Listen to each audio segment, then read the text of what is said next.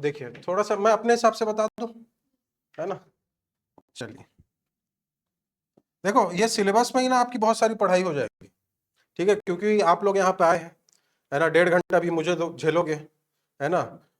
तो कुछ ना कुछ, अब पेट्रोल जला के आप आए हो तो कुछ ना कुछ यहाँ पे से लेके माइंड में जाना है, ठीक है। तो छत्तीसगढ़ जो विषय है हमारा, उसमें मुख्य रूप से 4 हैं। एक है जहां पे लगे लिखना वहां पे लिखना, नहीं तो समझते चलिए, ठीक है।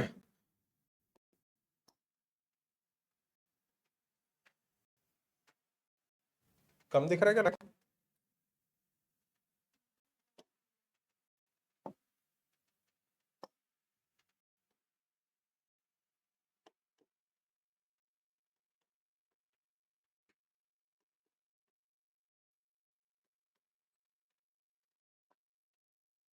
हाँ, क्या क्या बताए थे आप लोग? आप ही लोग बताइए अभी। सबसे पहले छत्तीसगढ़ का इतिहास, ठीक है, हिस्ट्री ऑफ छत्तीसगढ़। दूसरा भूगोल, फिर अर्थशास्त्र। देखिए अर्थशास्त्र जो है वो मेंस में आपका अलग से टॉपिक है, लेकिन प्री तो देंगे आप लोग, है ना, व्यापम भी देंगे, सभी एग्जाम देंगे, प्री व्यापम मेंस तो देना ही है, डीसी तो बनोगी, मैं तो मान के चल रहा हूँ।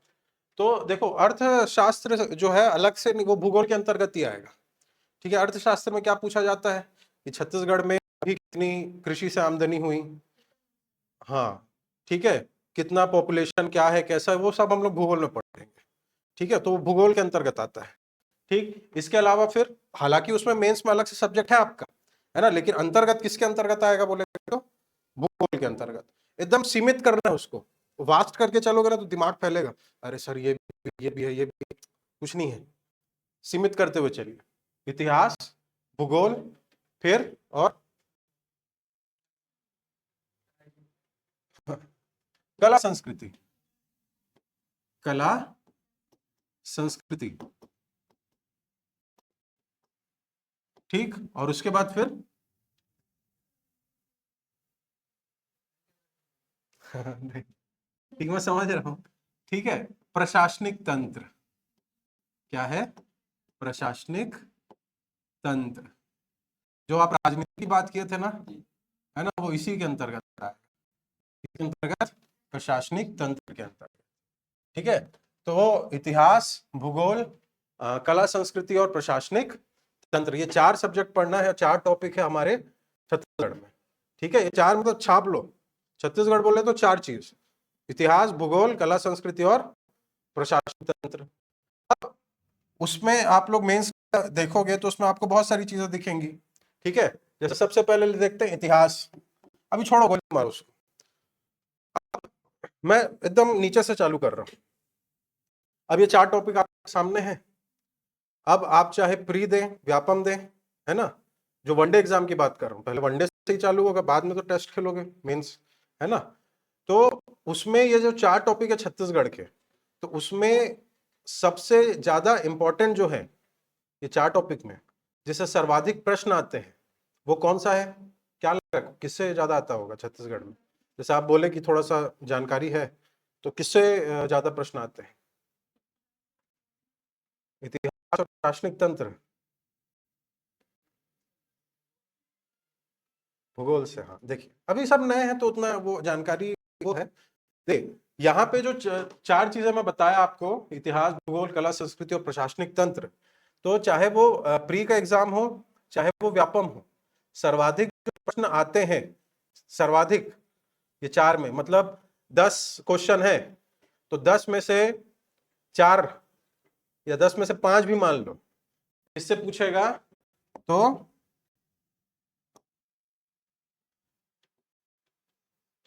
समझ गए, कला और संस्कृति से सर्वाधिक प्रश्न इसी से आते हैं, ठीक है। किससे? कला और संस्कृति से। वनडे एग्जाम की बात कर रहा हूं, ठीक है। मेंस में तो आपका पूरा टॉपिक है पर्टिकुलर, कि इस टॉपिक से इतने मार्क्स का ये क्वेश्चन आएगा, इतने मार्क्स का ये आएगा, वो आपको पता है, जानकारी दिए होंगे सर अभी, ठीक है। तो उसमें मैं नहीं जा रहा हूँ, सर आपको अच्छे से बताए हैं। तो यहाँ पे मैं जो बताना चाह रहा हूं वो ये है कि सर्वाधिक प्रश्न वाला टॉपिक जो है वनडे में, पहले मेंस पहले तो प्री दोगे ना, और व्यापम भी नहीं छोड़ोगे, है ना। तो उसमें कला संस्कृति से सर्वाधिक प्रश्न आता है। ठीक, अब कला संस्कृति में क्या क्या पढ़ा जाता है, क्या क्या पढ़ा जाता है जी, अभी बताए होंगे सर आप लोग को। हाँ ठीक है, अब देखो क्या बोले, हाँ अब कला संस्कृति तो मैं बोल दिया कि कला संस्कृति सबसे ज्यादा इंपॉर्टेंट है। अब वो कला संस्कृति में भी सबसे ज्यादा प्रश्न किससे आते हैं, तो छत्तीसगढ़ आपको पता है एक जनजाति बहुल राज्य है, ट्राइब्स है ना जी छत्तीसगढ़ में, जनजाति माड़िया मुड़िया गोंड, ये सब भारी भारी तो नहीं जा रहा है, जो बोल रहा हूँ भारी भारी तो नहीं जा रहा है, पक्का। उनको देख के लग रहा है मेरे को कि आप हंसते ही नहीं हो जी, खरसिया वाले नहीं हंसते क्या, हंसते हैं ना? ठीक है, तो कला संस्कृति में जो सबसे इंपॉर्टेंट टॉपिक है वो कौन सा है, जनजाति। सर्वाधिक प्रश्न, चाहे वो व्यापम हो चाहे प्री हो, है ना, चाहे मेंस का निबंध हो, निबंध बताए होंगे सर सेकंड पेपर, तो उसमें यहां से क्वेश्चन आता ही आता है। इससे जनजाति, जनजातियों की समस्या, जनजाति बहुल्य क्षेत्र, है ना, नक्सली, ये सब प्रश्न यहां से आता ही आता है। तो कला संस्कृति सबसे इंपॉर्टेंट है चारों में, है ना, और उसमें भी इंपॉर्टेंट बोले तो जनजाति है, याद रहेगा कैसे, खरसिया नाम नाम क्या है, राहुल, नाम तो सुना ही होगा दूसरा राहुल, ठीक है, राहुल गरियाबंद वाले, अनुराधा बड़ौदा बाजार, चिरंजीव अंबिकापुर, है विदेश्वरी अंबिकापुर, ये कहाँ थी वो भूल गया, रुको कहाँ थे, आप भी बोलो तो बाजार, तो साथ क्यों नहीं बैठे, भाटा पर बोलो तो बाजार है क्या चलिए, तो जनजाति याद रहेगा। ठीक, दूसरा और क्या पूछा जाता है इसके अंतर्गत, कला संस्कृति के अंतर्गत, तो लोकगीत, लोक गीत, ये पढ़ेंगे हम लोग, सब चीज पढ़ेंगे। अभी मैं बता रहा हूँ कि अब मेन सब्जेक्ट मेरा छत्तीसगढ़ है, ठीक है, तो क्या क्या मैं पढ़ाऊंगा, क्या क्या इंपॉर्टेंट है वो सब चीज। अब लोकगीत में छत्तीसगढ़ का पूछूं तो क्या है लोकगीत, एक बात सुनाओ, सुनाना नहीं है मतलब बोल दो,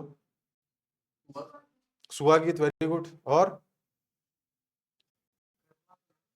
कर्मा गीत, नाच भी है गीत भी है, सुहा नाच भी है गीत भी है, राउत हाँ नाचा भी है, और हाँ गीत मतलब दोहे पढ़े जाते हैं उसमें, दोहे बोल रहा हूँ प्रॉपर, कृष्ण जी से रिलेटेड दोहे, अभी वाला नहीं बोल रहा हूँ, सबके लौठी रिंगी चिंगी मोल लौठी तलवार और सलवार, वो वाला नहीं बोल रहा हूँ मैं पूरा समझ गया वो दोहा नहीं है, दोहे लिखने आता है मेंस में, तो ये मत लिख देना सबके लौठी रिंगी, ये तो काट देगा सीधा, क्या लौठी रिंगी चिंगी कर रहे हैं, प्रॉब्लम वो सब लिखवाऊंगा दोहे वो, ठीक है, समझ पा रहे हैं। तो लोक गीत के अंतर्गत राउत ना गीत हो गया, ठीक है, जिसके अंतर्गत दोहे, सुबह हो गया, कर्मा हो गया, ददरिया गीत, है ना, प्रेम प्रधान गीत है, दर्द का, अब जहां प्रेम है वहां दर्द होगा जी, ठीक है, ददरिया गीत प्रेम प्रधान गीत, ठीक, और भरथरी, पंथी, है ना, ये सब हमारे छत्तीसगढ़ के प्रमुख लोक गीत हैं। अब गीत है तो और क्या होगा, हाँ नृत्य होगा, लोक नृत्य। अब लोक नृत्य, अब जो गीत गीत बोले, अभी और गीत हैं बहुत सारे, अभी नवरात्रि में जस गीत, और हाँ वो जनजाति बहुल में आ जाएगा, मैं पर्टिकुलर सिर्फ छत्तीसगढ़ का, पचरा गीत, है ना, ये भी नवरात्र से संबंधित है, गौरा गौरी गीत, है ना, ये सब गीत में आएगा। लोक नृत्य में क्या क्या आएगा पंथी और राउत नाचा, और हाँ गरबा, कर्मा, हाँ कर्मा, कर्मा नृत्य, ठीक है, और हरेली में क्या होता है जी, क्या चलाते हैं ऐसे, गेड़ी, गेड़ी नृत्य, गेड़ी नृत्य भी है, जनजाति में होता है, ठीक है, इसके अलावा और कौन सा नृत्य है, नुआखाई नवा खाने को बोलते हैं, त्योहार है, ठीक है, उसमें उसका एक पर्टिकुलर ऐसा कोई नाच नहीं है, ठीक, और नृत्य बताइए, सुआ नृत्य अभी चलेगा, दीपावली, ठीक है, ये सब क्या है छत्तीसगढ़ के प्रमुख नृत्य। तो इसमें क्या पूछा जाता है, कब से चालू होता है, कब खत्म होता है, ठीक है, कब से चालू होता है, सुआ नाच, सुआ नृत्य, वही सब पढ़ना है, कब खत्म होता है ना, ये सब चीजें, ठीक, इसके अलावा लोक नाट्य। अभी लोक नाट्य क्या है?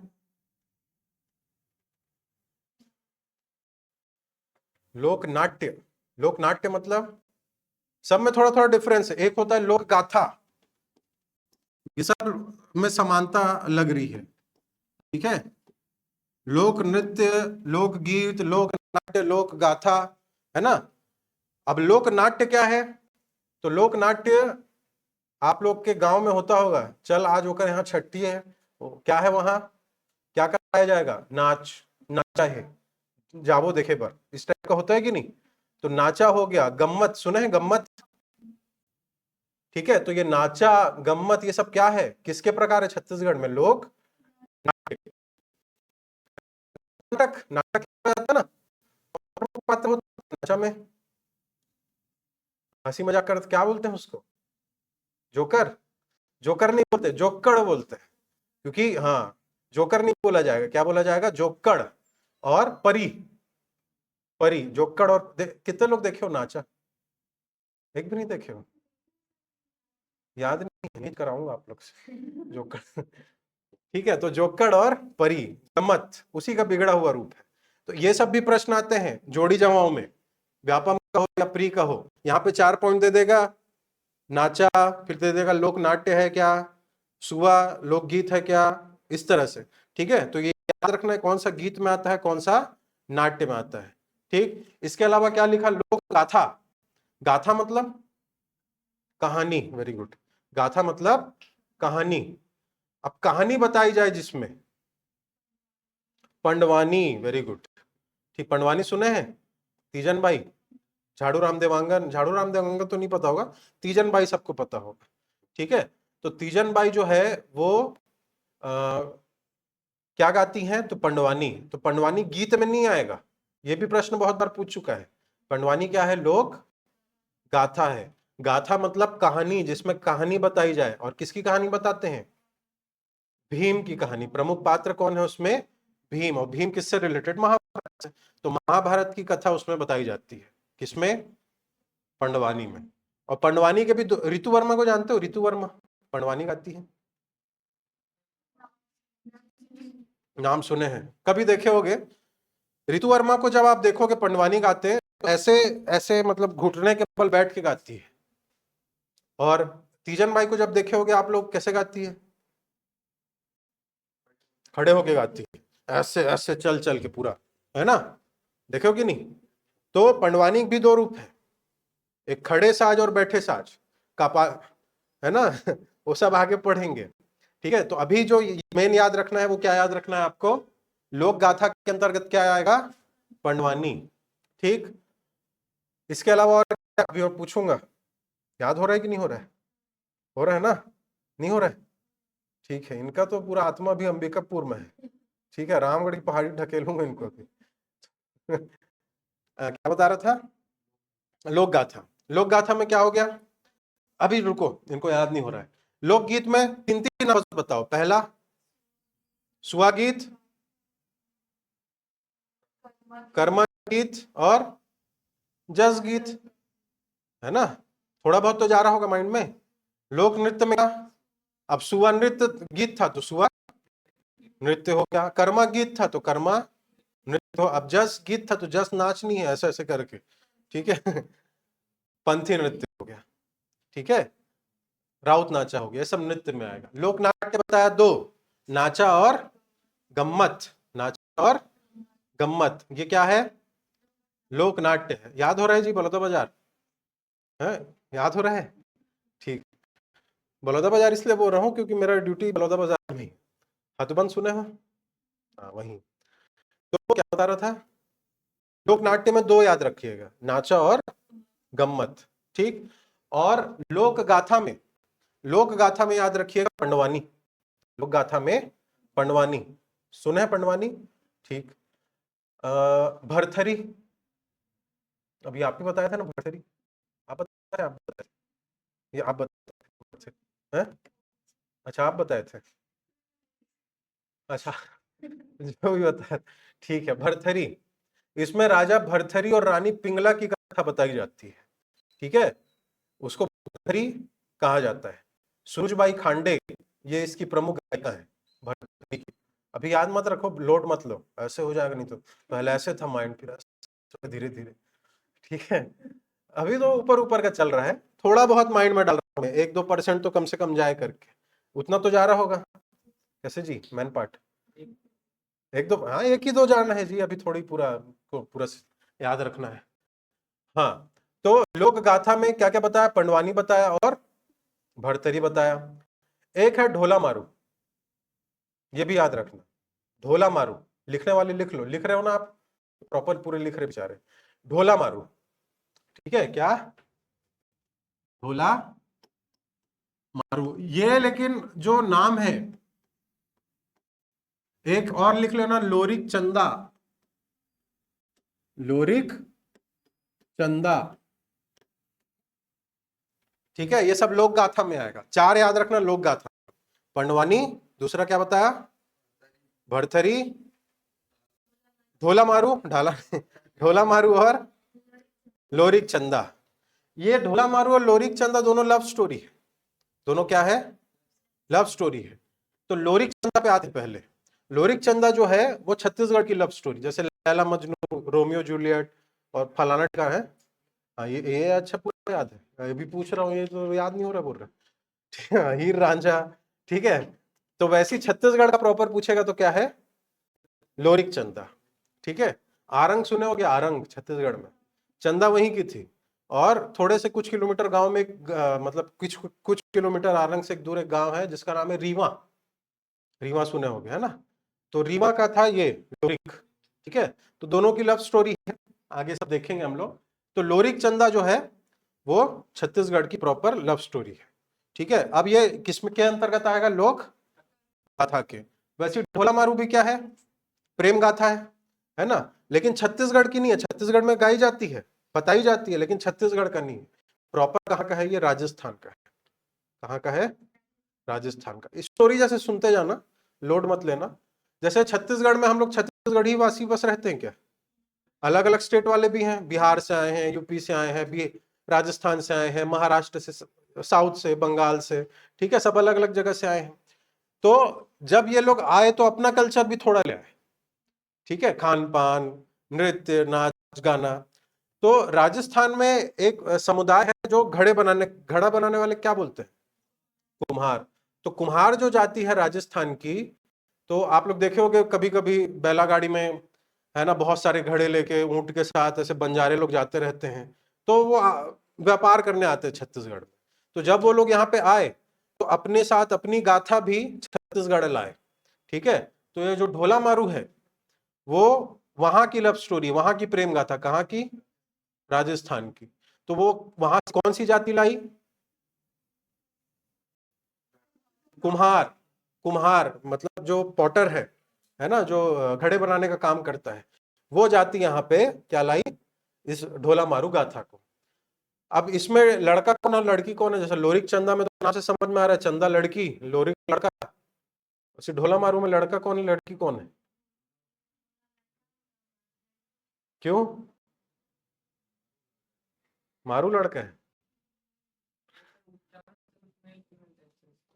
हाँ, आपको क्या लग रहा है बताओ, मैंने पार्ट से ढकेलूंगा है? ढोला लड़के लोग, और लड़की लोग होते तो ढोली हो जाता ऐसे, ठीक है।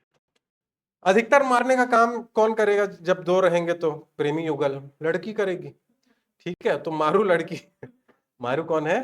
लड़की है। और मार खा खा के बेचारा ढोल जैसे हो गया। लड़का कौन है? ढोला है। अब ये ढोला आप लोग बहुत सारे बॉलीवुड के सॉन्ग में सुने होंगे, लेकिन पता नहीं होगा कि यही गाथा है। रंगीलो मारो ढोलना, मेरा ढोलना कैसा है? रंगीला है ना? सुने हो? और भी और कौन सा सॉन्ग जिसमें ढोला है? अरे वो डोला है, ठीक है। नहीं, वो डोला अलग है, ढोला अलग है, ठीक है। बहुत सारे सॉन्ग में आता है ढोला, रंगीलो मारो ढोलना, है ना। तो मेरा ढोलना जो है, मतलब ढोला जो है कैसा है? रंगीला, रंगीले मिजाज का है, ऐसा उसमें गाने में बताया गया है। तो ढोलना या ढोला कौन है? वही है, ठीक है, तो लोक गाथा आप 4 याद रखिएगा, पंडवानी, गम्मत, सॉरी हाँ, पंडवानी, भरथरी, लोरिक चंदा और ढोला मारू। ठीक है, जिसमें ढोला मारू बस बाहर का, बाकी तो हमारे छत्तीसगढ़ का है। लोक नाट्य में 2 याद रखना, कौन कौन से? गम्मत और नाचा। ठीक है, नाचा और गम्मत। नृत्य में याद रहेगा, ठीक है, और गीत भी आपको याद रहेगा ना। ठीक, तो ये सब संस्कृति में पढ़ा जाता है। ठीक है, इसके अलावा और क्या पढ़ा जाता है लोक संस्कृति में, मतलब कला संस्कृति में? पर्व त्योहार, पर्व एवं त्योहार, ये भी पढ़ा जाता है। ठीक है, अब अभी कौन सा त्योहार मनाए? नवरात्रि पर्व है कि त्योहार है? त्योहार है, पर्व है, पर्व दीपावली है। ये पर्व और त्योहार में क्या अंतर है? मैं दोनों लिखा हूं, चाहे तो पर्व लिख सकता था या त्योहार लिख सकता था, दोनों सेम है।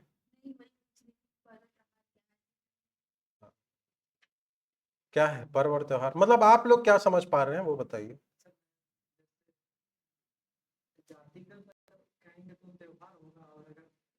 जातिगत कहेंगे तो जैसे कुछ लोग अगर एक चीज को बनाए तो त्योहार के अंतर्गत है, और पर्व मतलब ज्यादा से ज्यादा लोग पूरे हम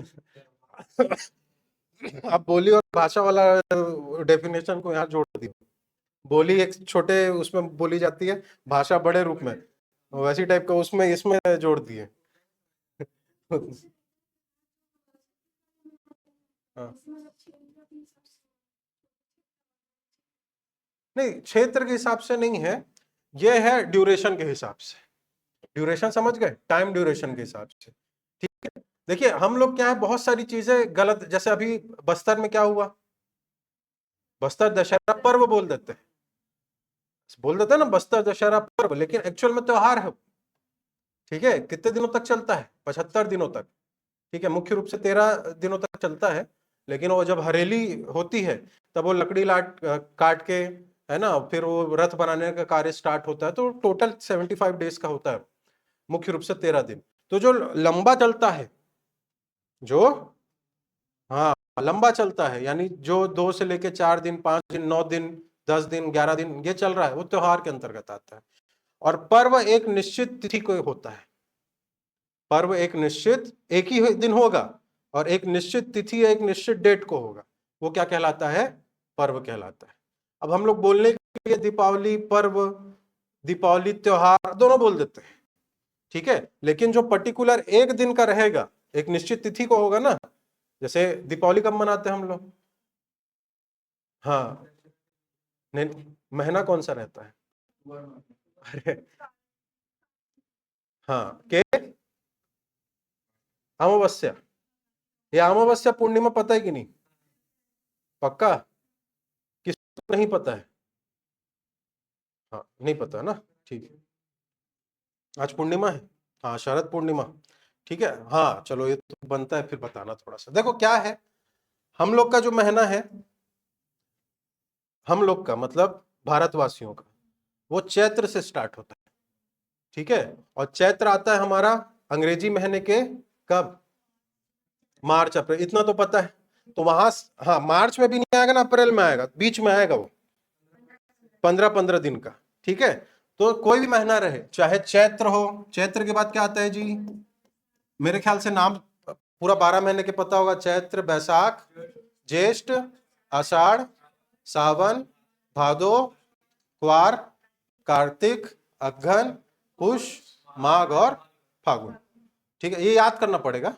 ठीक है, तो चैत्र कब से स्टार्ट होता है? मार्च अप्रैल के बीच से स्टार्ट होता है। कितने दिन का होगा? 30 दिनों का होता है। कितने दिनों का होता है? 30 दिनों का। अब ये 30 को 15-15 दिन में भागा जाता, मतलब तोड़ा जाता है। ठीक है, 15-15 दिन में तोड़ा जाता है। ठीक है, शुरू के 15 दिन क्या रहता है, कौन सा पक्ष? हाँ, 2 भाग सुने होंगे, कृष्ण पक्ष, शुक्ल पक्ष। ठीक है, तो शुरू में रहेगा कृष्ण पक्ष, और बाद के 15 दिन को क्या कहा जाता है? शुक्ल पक्ष कहा जाता है। ठीक है, अब ये कृष्ण पक्ष शुक्ल पक्ष क्या है? तो जो ये चांद के जो अपना मून है, जो चंद्रमा है, ठीक है, उस पर आधारित होता है। कभी देखे होंगे चांद भी बड़ा दिखता है, कभी आधा दिखता है, कभी काजू शेप में दिखता है, कभी दिखता ही नहीं है ना? तो कृष्ण पक्ष में क्या होता है, चांद जो है वो धीरे धीरे छोटा होता जाता है। ठीक है, छोटा होता जाता है मतलब समझ रहे हो ना? शेप तो समझ में आ रहा होगा। छोटा हो रहा है मतलब ऐसा गोल है, फिर काजू काजू आधा बना, आधे के बाद काजू बना, काजू के बाद धीरे धीरे कम होता गया। ठीक है, तो वो कृष्ण पक्ष है। ठीक है, 15 दिन तक वो क्या होगा, पूरा छोटा होगा, और 15वें दिन यानी कि लास्ट दिन गायब हो जाएगा, जिसे क्या कहा जाता है, अमावस्या। ठीक है, यानी कि कृष्ण पक्ष के पूरा 15 दिन चांद धीरे धीरे गायब होता है, आखिरी दिन को अमावस्या होता है, पूरी तरह गायब हो जाता है ना? उसी दिन भूत निकलता है, बोलता अमावस्या तो उसे मूवीज में दिखाते हैं। ठीक है, लोमड़ी ऐसे चीज चिल्लाएगी हू करके, फिर वो हवेली से लालटेन लेके निकलेगा, इस तरह का। आज अमावस्या की रात है, सुने होगे, तो वही अमावस्या। और शुक्ल पक्ष में क्या होता है, अब वो चांद जो गायब था, शुरू दिन क्या होगा, शुक्ल पक्ष में छोटा सा दिखेगा ऐसे उसका, है ना? और शुक्ल पक्ष जब पूरे 15 दिन तक धीरे धीरे क्या होते जाएगा, वो बड़ा होता जाएगा, और अपने 15वें दिन यानी 15th डे पे क्या होगा, वो पूरा गोल हो जाएगा, जिस उस दिन क्या कहा जाता है, पूर्णिमा, फुल मून जिसे हम कहते हैं। ठीक है, अब चैत्र के बाद क्या आएगा, बैसाख। अब बैसाख भी मान लो 30 को फिर कर दो 15, फिर कृष्ण पक्ष, फिर शुक्ल पक्ष। अब ये पूर्णिमा खत्म हुआ, फिर कृष्ण पक्ष लग जाएगा, फिर चांद धीरे धीरे कम होते जाएगा, ये चलते रहता है साइकिल। इसीलिए कभी जो पंडित लोग या घर में मम्मी लोग, आज का है, आज कृष्ण पक्ष की एकादशी है, ऐसा सुनते हैं कि नहीं? हाँ, तो वो वही चीज है, प्रथमा यानी कि पहला दिन, दूसरे दिन को क्या कहा जाता है, द्वितीया, तीसरे दिन को फिर चतुर्थी, फिर अष्टमी, नवमी, फिर दशमी, फिर 11वीं एकादशी, फिर 12वें दिन को द्वादशी, फिर त्रयोदशी, फिर चतुर्दशी, और पंद्रसी ऐसा नहीं होगा, सीधा क्या होगा, अमावस्या होगा या पूर्णिमा होगा। कृष्ण पक्ष का होगा तो अमावस्या होगा 15वां दिन, और शुक्ल पक्ष का होगा तो पूर्णिमा, जैसे कि आज है। महीना कौन सा है ये यार, अक्टूबर में ही फंसे हुए हैं।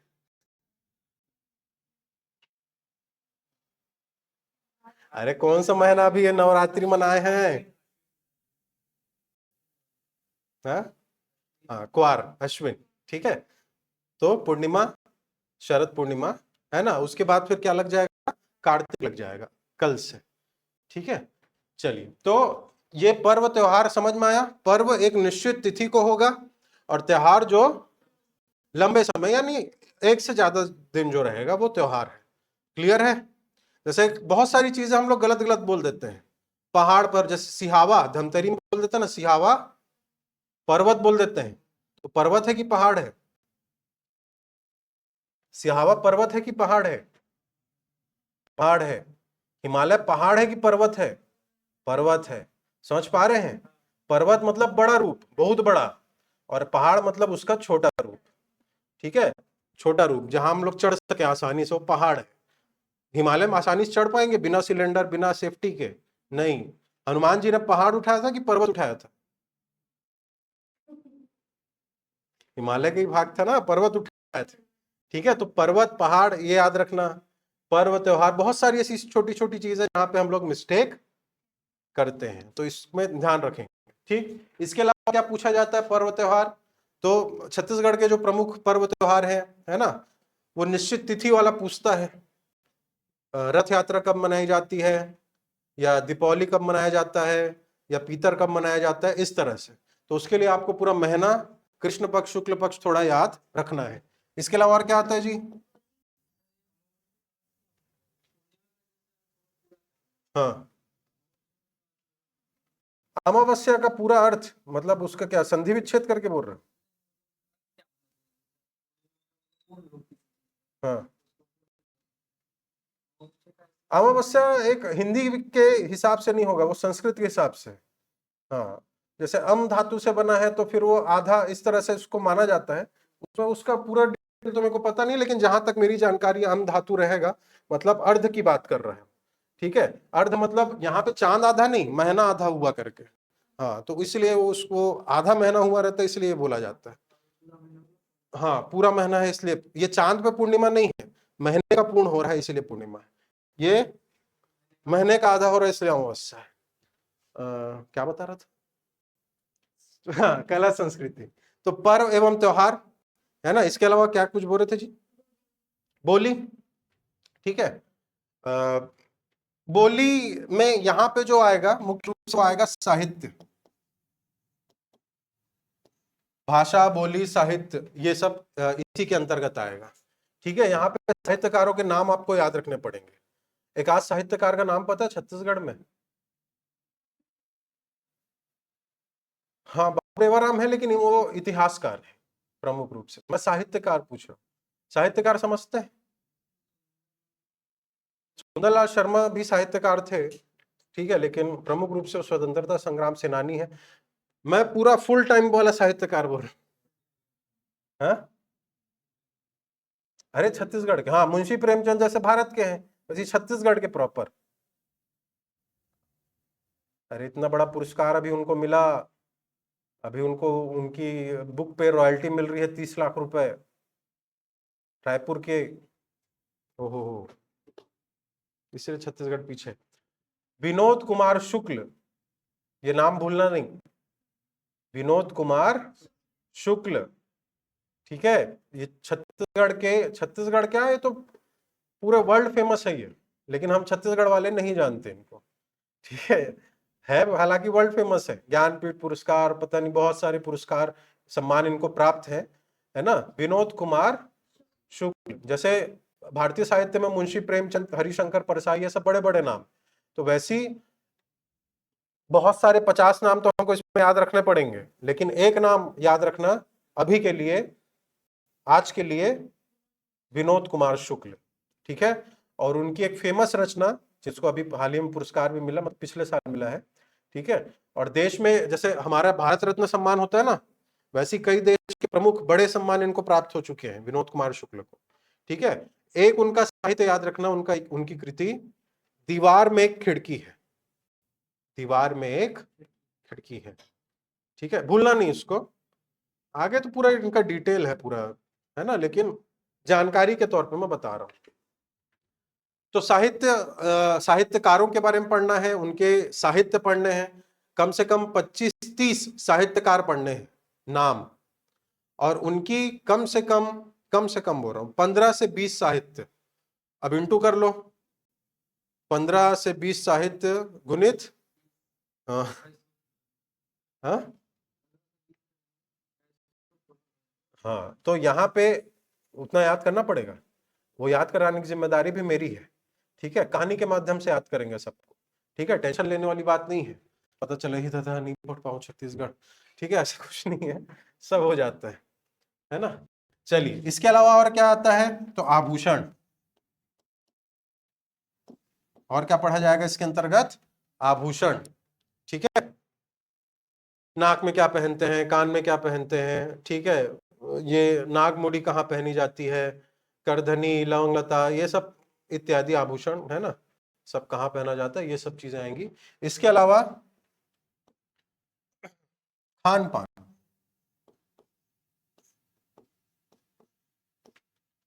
जो कलेवा है छत्तीसगढ़ का, ठीक है, वो पढ़ा जाता है। ठीक है, किससे क्या बनाया जाता है, कब बनाया जाता है, ये भी। जैसे अगर मैं बात करूं, हरेलीच की बात किए थे, हरेली में पूजा होती है, ठीक है, कृषि यंत्रों की पूजा होती है, और प्रमुख पकवान बनाया जाता है। क्या पकवान बनाया जाता है हरेली में? चावल आटा चीला, क्या बोलते हैं, कौन सा भजिया? गुलगुल भजिया, हाँ, मीठा वाला, गुड़ वाला। ठीक है, प्रमुख है। बाकी आप जो भी बनाओ वो बनेगा ही बनेगा, वो कब बनेगा? हरेली के दिन। ठीक है, वो मतलब मस्ट है। तो इस प्रकार के प्रश्न आते हैं कि इस त्योहार को, इस तिथि को कौन सा व्यंजन बनाया जाता है, किससे बनता है। जैसे अगर मैं बोलूं दहरौरी, सुने हो दहरौरी? तस्मई सुने हो? खीर को बोलते हैं छत्तीसगढ़ी में, ठीक है। तो किस पकवान को क्या कहते हैं छत्तीसगढ़ी में? बाकी मुठिया रोटी और वो क्या होता है, फरा हो गया, मुठिया हो गया, ठीक है। इसके अलावा ठेठरी, खुरमी, है ना, ये सब किससे बनता है? ठेठरी किससे बनता है जी? कोई नहीं बताएगा, ये बताएंगे। ठेठरी किससे बनता है? नाम पहली बार। खुरमी सुना हो? खुरमा सुना है? उधर क्या बनता है तो? उधर भी तो गढ़ के अलावा खुला है जी, अंबिकापुर में, बैकुंठपुर में भी है। वहां तक नहीं पहुंचा, अंबिकापुर से निकले ही नहीं हो? मतलब मैं खिलाऊं ऐसा बोल रहा हूँ? ठीक। तो कौन सा पकवान किससे, आपको भी नहीं पता? तो प्रॉपर छत्तीसगढ़ से हैं कि नहीं आप लोग? बंगाल उससे पहले बाकी बंगाल। है ना, मेरे लग रहा था। और आपका? आपका छत्तीसगढ़ी है, ठीक है। तो समझ में आ रहा है किस प्रकार के क्वेश्चन आएंगे, कब बनाया जाता है, किससे बनता है, ठीक है। ठेठरी तो पता है ना किससे बनता है? बेसन से बनता है। खुरमी किससे बनता है? गेहूं, आटा और गुड़ को बना के मिलाया जाता है ना। साथ ही कुछ प्रमुख मंदिर है, वहां पे कुछ चढ़ने वाले प्रसाद है, जैसे आप राजिम सुने होंगे। राजिम गए नहीं होंगे लेकिन सुने होंगे। कितने लोग गए हैं राजिम? बचपन में गई थी। हाँ हाँ है, राजिम के बारे में है। तो राजीव लोचन मंदिर है वहां। कौन सा मंदिर है? राजीव लोचन मंदिर। तो राजीव लोचन मंदिर में एक प्रसाद चढ़ता है, ठीक है। क्या चढ़ता है? पीड़िया, वेरी गुड। क्या? पीड़िया। ये सब प्रश्न आए हुए हैं। ये मैं इसलिए नहीं बता रहा हूँ कि कुछ भी आप लोग को चल दूं, अरे इन लोग को तो मेरे को थोड़ा सा बताना है, जो भी बता के चल दूं क्या समझ में आएगा करके, ठीक है। ये सब आए हुए प्रश्न ही बता रहा हूं मैं, ठीक है। तो ये जो पीड़िया कौन से मंदिर का प्रमुख प्रसाद है? राजीव लोचन, आया हुआ क्वेश्चन है, ठीक है। तो इस प्रकार के क्वेश्चंस भी आते हैं, ठीक है? किससे बनता है, किस त्योहार में बनता है, कहाँ बनता है, कौन से मंदिर का कौन सा प्रमुख प्रसाद है, ये सब खान पान में। खान पान पे नहीं मोटा रोटी और चीला फरा बना के घोल दिए हो गया खान पान, पढ़ डाले नहीं, डिटेल पढ़ना है इसका, ठीक है। इसके अलावा और क्या क्या पढ़ेंगे कला संस्कृति में? जनजाति लोकगीत, लोक नृत्य, गाथा, त्योहार, साहित्य, आभूषण, खान पान, ठीक है। ये सब प्रमुख है, और भी हैं बहुत सारे लेकिन ये प्रमुख रूप से है, ठीक। इसके अलावा प्रशासनिक तंत्र। प्रशासनिक तंत्र में सिर्फ दो ही चीजें पढ़नी है, ठीक है। राजनीति जो आप बोल रहे थे उसमें सिर्फ दो ही चीजें रहेगी, ठीक है। पहला पंचायती राज, वेरी गुड, पंचायती राज। और दूसरा नगरीय निकाय।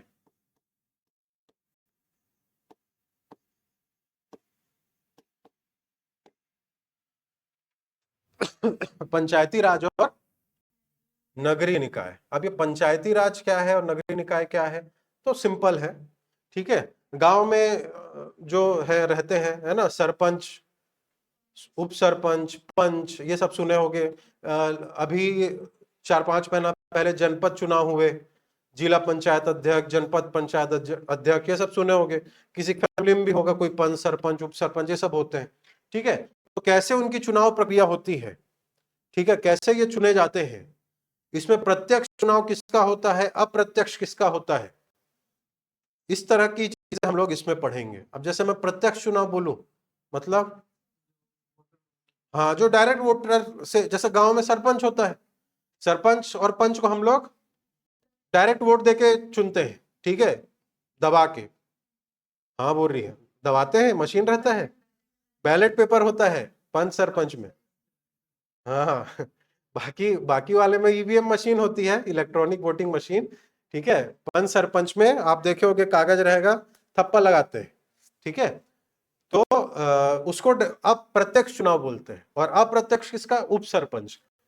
जो चुने हुए हैं उन्हीं में से किसी को उप सरपंच बनाया जाता है, ठीक है। महिलाओं की कितनी भागीदारी रहेगी, महिलाओं को कितना आरक्षण मिलेगा, ये सब चीजें पंचायती राज के अंतर्गत पढ़ा जाएगा।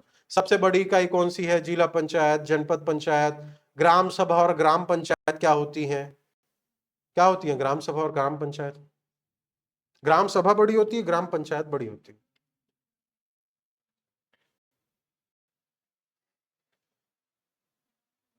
ग्राम पंचायत। कितने लोग मतलब गांव से रिलेटेड हैं, जो नाना चाचा पापा गांव सभी हैं? सभी। ग्राम सभा बड़ी होती है, ग्राम पंचायत बड़ा होता है? पंचायत बड़ी होती है, सभा बड़ी होती है। अरे डरने वाली क्या बात है, नॉर्मल डिस्कस तो कर रहे हैं, कौन सा मैं आप लोग का नंबर काट लूंगा? अभी यहाँ डिस्कस कर रहे हैं नॉर्मल जी। ग्राम पंचायत बोले, क्यों लगा आपको ऐसा?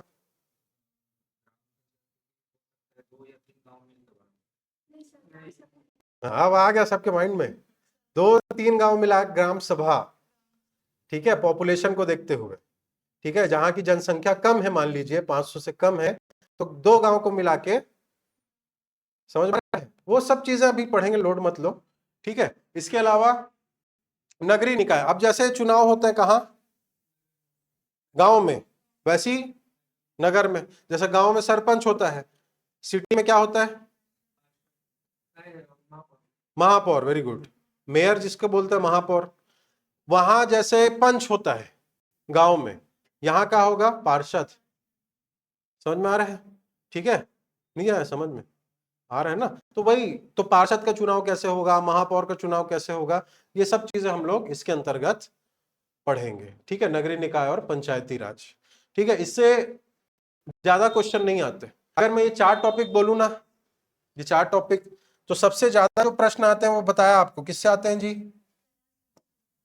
हाँ, फर्स्ट प्रायोरिटी ये है, कला संस्कृति, सर्वाधिक प्रश्न इससे आते हैं। दूसरे नंबर पे जो आता है प्रश्न, वो किससे आता है?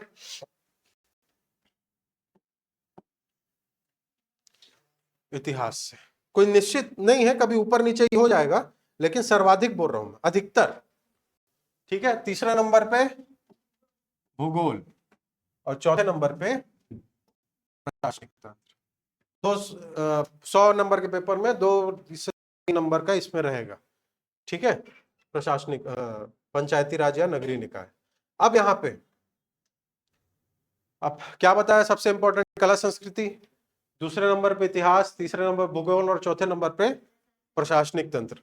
लेकिन जब अब हमको क्या पढ़ना चाहिए शुरू में? जो इंपॉर्टेंट है वो। लेकिन ऐसा नहीं पढ़ा जाता, ऐसा नहीं पढ़ा जाता। ठीक है, सबसे पहले क्या पढ़ा जाएगा? हाँ, सबसे भूगोल को पढ़ा जाएगा। ठीक है, किसको पढ़ा जाएगा? भूगोल को। भूगोल के बाद क्या पढ़ा जाएगा? इतिहास। इतिहास या कला संस्कृति दोनों पढ़ सकते हैं, लेकिन शुरुआत भूगोल से होगी। ठीक है, और चौथे नंबर पे ही रहेगा। ठीक है, कौन सा? प्रशासनिक। अब भूगोल को क्यों?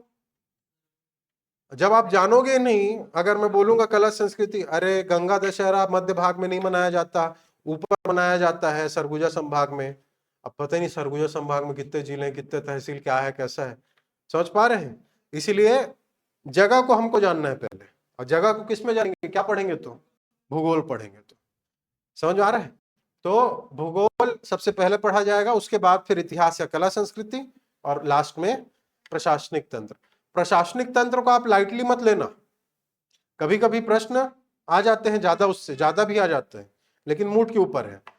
और एक आध ऐसे एग्जाम है जिसमें सर्वाधिक प्रश्न आता है, जैसे अभी हाल ही में एक पेपर हुआ था एडीओ का, जिसमें इससे एक अलग से पूरा टॉपिक था, है ना, पंचायती राज वाला, उसमें पूरे प्रश्न पंचायती राज के थे। तो कुछ बार कुछ ऐसे एग्जाम्स हैं जिसमें ये अलग से पूछा जाता है, जैसे सीएमओ का पेपर होता है आपका, चीफ म्युनिसिपल ऑफिसर का, उसमें नगरीय निकाय को ज्यादा पूछता है, बाकी को नहीं पूछता, हमको पूछता है। समझ में आ रहा है?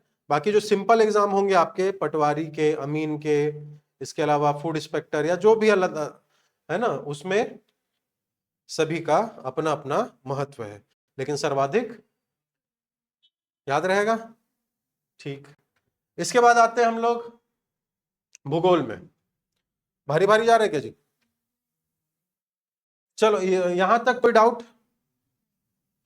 क्या डाउट रहेगा सर? कुछ समझ ही में नहीं आ रहा, हम लोग नए नए क्या डाउट रहेगा? हाँ कुछ पूछ रहे थे।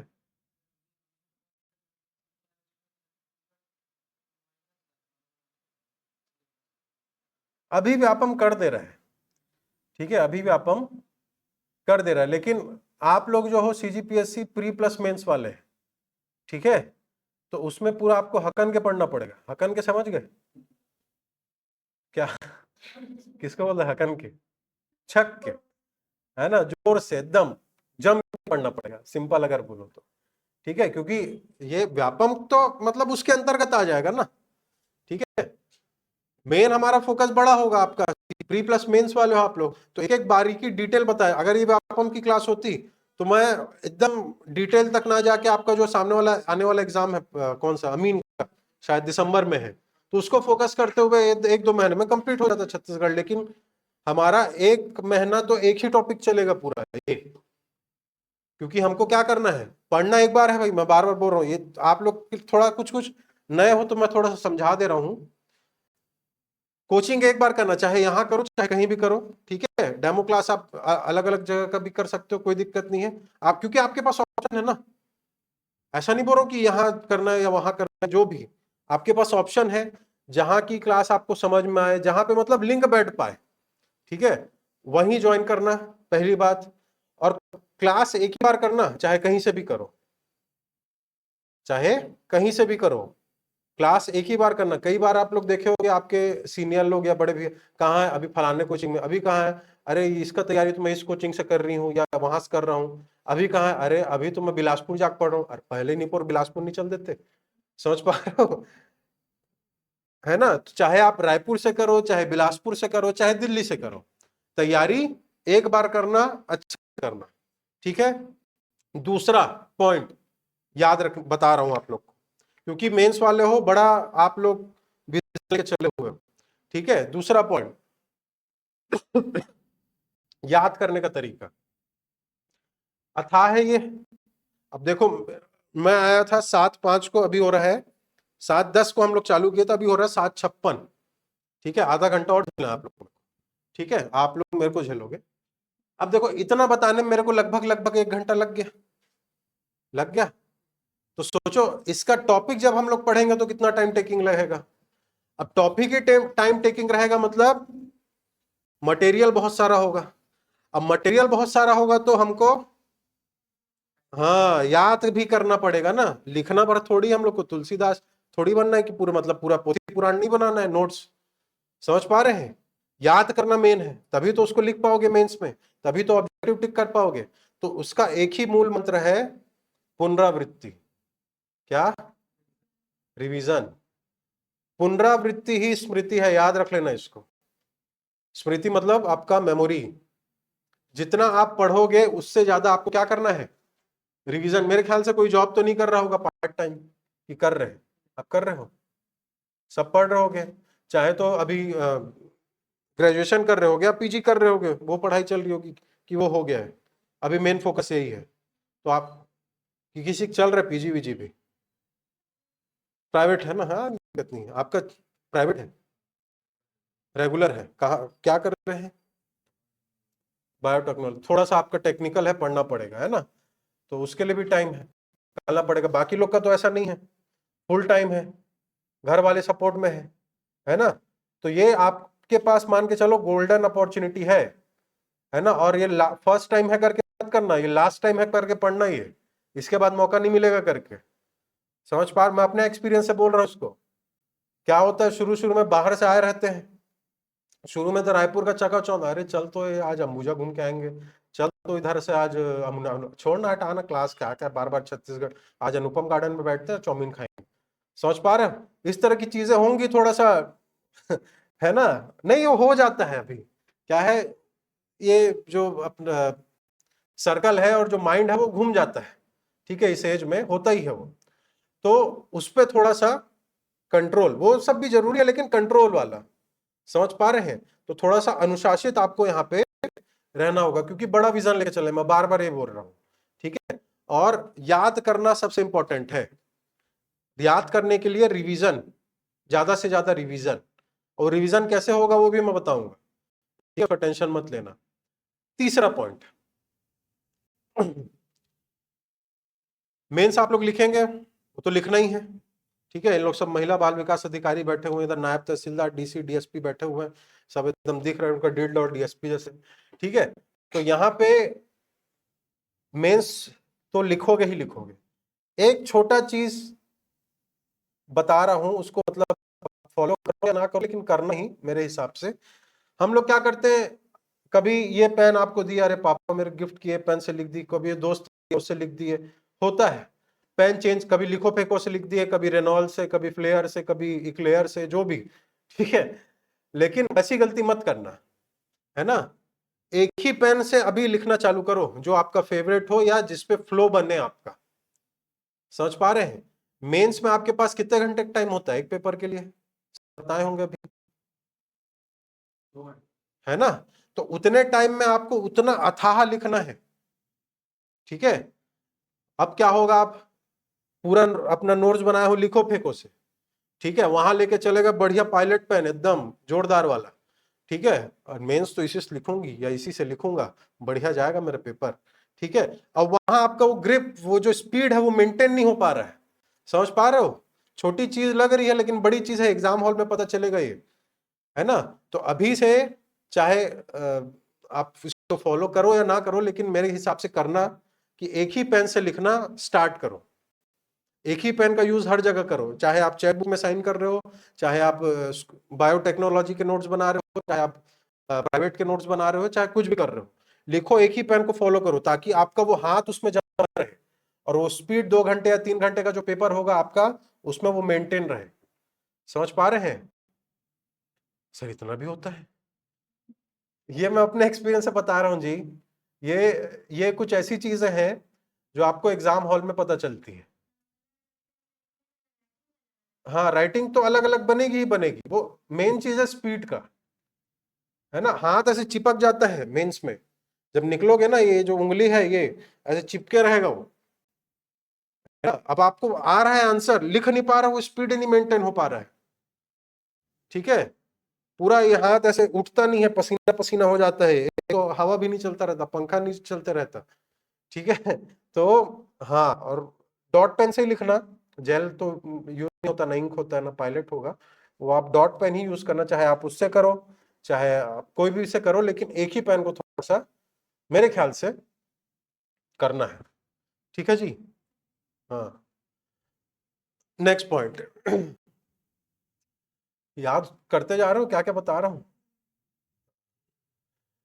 और एक, जैसे कई लोग बोलते हैं टाइम टेबल बना लेना, है ना, प्रॉपर आपका एक टाइम टेबल होना चाहिए पढ़ने का, है ना। तो अब कई बार वो फॉलो नहीं हो पाता, कई बार क्या, 1-2 दिन बनाओगे, दूसरे दिन ही फॉलो नहीं होता, होता है क्या, नहीं होता है ना। बढ़िया एक दिन ऐसे टाइम टेबल बना कर 7-6 बजे मुझे उठना है, 7 बजे तक मैं पूरा अपना नित्य क्रिया करूंगा, ठीक है, इतने बजे योगा मेडिटेशन करूंगा, उसके बाद उसके बाद रिवीजन करूंगा, ये वो फलाना ठिकाना ऐसा बना के सोओगे। कई कई लोग मोटिवेशनल वीडियो देखते हैं, ठीक है, देखते हो लग रहा है, ठीक है, पूरा इतना मोटिवेट हो जाते हैं, इतना मोटिवेट हो जाता है, सो जाते हैं देखते देखते यूट्यूब में, ठीक है, दूसरे दिन फिर वही ढर रहा, होता है ऐसा, ठीक है। तो आपसे भले टाइम टेबल फॉलो हो या ना हो, लेकिन एक चीज फिक्स कर लेना कि मुझे 3 से 4 घंटा पढ़ना है, मतलब पढ़ना है 3 से 4 घंटा। अब आप उसको सुबह उठते ही 3 से 4 घंटा पढ़ो, दोपहर में खाना खाने के बाद पढ़ो, कॉलेज से आने के बाद पढ़ो, एग्जाम दिलाने के आने के बाद पढ़ो, किसी की शादी अटेंड करने जाना है, अटेंड करने के पहले पढ़ो या अटेंड करने से आने के बाद पढ़ो, लेकिन पढ़ो। वो आपका 3 से 4 घंटा नहीं छूटना चाहिए। मैं ये नहीं बोल रहा हूं कि वो फिक्स टाइम में ही पढ़ो, वो नहीं हो पाता आज के डेट में, ये भी चीज है, ये फैक्ट है, बता रहा हूं मैं, नहीं हो पाता टाइम टेबल फॉलो, ठीक है। पहले का जमाना गया, है ना। अब कई लोग पहले मम्मी पापा बोलते हैं जल्दी उठा करो रे जल्दी, वो फैक्ट है, वो सुबह उठने से याद होता है ना। लेकिन अब हमारा क्या हो गया है, रात तक पढ़ना, सुबह लेट से उठने वाला हो गया है ये, है ना। तो अब सबकी दिनचर्या अलग अलग हो गई है, तो उसमें मैं एकदम चेंज कर लो सडनली, ये नहीं बोल रहा हूं, लेकिन जितना भी आप फिक्स किए हो इससे नीचे मत करना, लेकिन 3 घंटे से, ठीक है? या तो 3 घंटा करो, 2 घंटा तो करना ही मत, ठीक है? वो कोई मतलब नहीं है, 2 घंटा पढ़ के क्या मतलब है? 3 से 4 घंटा शुरुआत में, उसके बाद उसको धीरे धीरे बढ़ाना। अब मैं बोल दिया या कोई मोटिवेशनल वीडियो देख डाले, जाकर के 8 घंटा पढ़ दिए, दूसरे दिन, हे दादा 1 घंटा नहीं पढ़ पा रहे हो, पेज नहीं पढ़ पा रहे हो, ऐसा भी नहीं होना है, ठीक है? तो 3 से 4 घंटा आपको निकालना है, चाहे आप कभी भी निकालो, लेकिन उसको निकालो, ये नहीं छूटना चाहिए मेरा। चाहे आप मूवी देखने जाओ, चाहे आप 2-4 लोग के साथ भ्रमण करने जाओ, ठीक है, या कुछ भी करो, लेकिन फर्स्ट प्रायोरिटी आपकी ये रहेगी। लाइफ यही सेट करेगा जी, है ना? मम्मी पापा भी एक सर्टेन टाइम देते हैं बस, ठीक है? अभी अच्छा लग रहा है कि ठीक है घर वाले सपोर्ट कर रहे हैं, लेकिन धीरे धीरे घर वाले हो या सोसाइटी हो आपको बोलने लग जाएगा, ठीक है क्या चल रहा है? तैयारी कर रहा हूं। अरे वो तो 2 साल से कर रहे हैं, क्या क्या हुआ?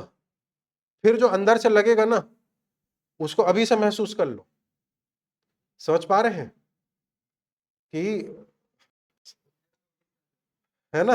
अभी हो रहा है ये चीज, ठीक है? उसके बाद वो प्रेशर चालू हो जाएगा लड़कियों का, खासकर शादी का, वो होगा ही 24-25 साल में चालू हो जाएगा। अरे ग्रेजुएशन हो गया, ले लड़का ढूंढो, ठीक है? फिर वो नहीं देखेंगे कितना तैयारी है, क्या है, कैसा है, और उस प्रेशर में आप फिर पढ़ नहीं पाएंगे, ठीक है?